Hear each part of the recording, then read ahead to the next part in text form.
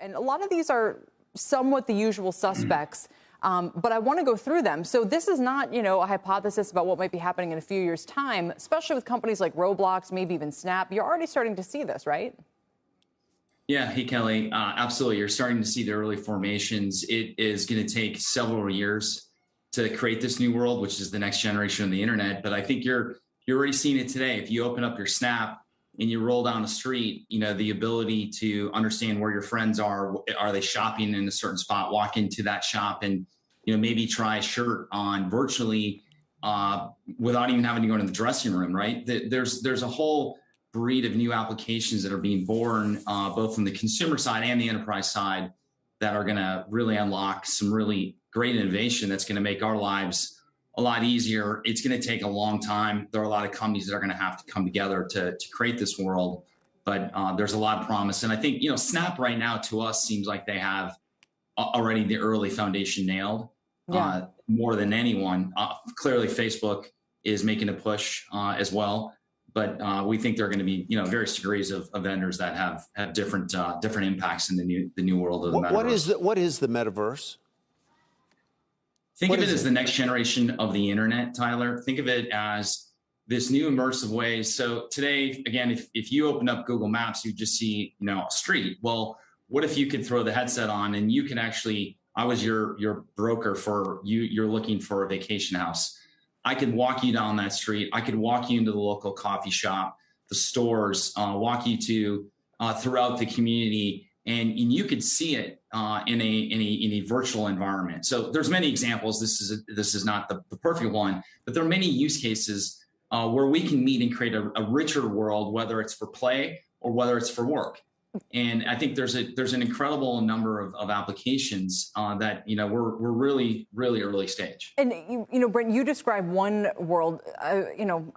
We sit around and talk about this, Ty, the metaverse, and people say, well, we're buying our NFTs because we're going to display them in the metaverse. It doesn't have to be what Brent's describing that's so lifelike. There's an aspect of this is just Sim City, right? It's just whatever virtual reality you want to be in. There's going to be competing metaverses, and that's what I think is interesting, Brent, is. Does just one have to win? How are they all going to talk to each other? There are people who are hypothesizing that the way that Epic basically wins this battle with Apple in the long run is by saying, okay, fine, you can win your battle with the App Store, but we're going to build a better metaverse and we're going to win the war. Well, Epic's really cool story, right? In Fortnite, you get all these users that are playing a game, and all of a sudden they want to launch a concert. So I took my kids to the Kygo concert in LA on Friday. If Kygo wants to do a concert inside one of these worlds, think about all the digital merchandise, everything you could sell, subscriptions. There's all kinds of different things you can get out of this. And so ultimately, I think it's going to be a group of vendors that benefits.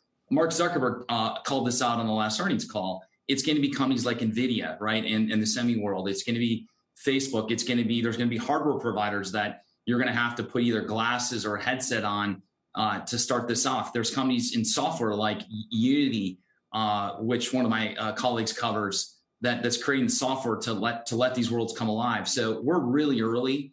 And again, there's going to be a payment component to this too, right? When you mentioned, Kelly, NFTs, this ability to exchange and buy things in this virtual setting. So I think, again, we're really early, but it's certainly promising. I think Snap right now has the best shot at creating this already.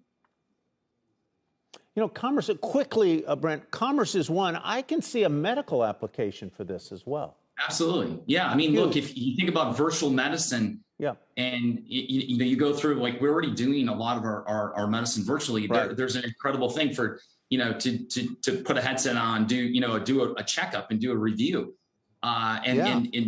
So you go through all lines, right? It could be a bike manufacturer teaching you how to do basic maintenance on your bike.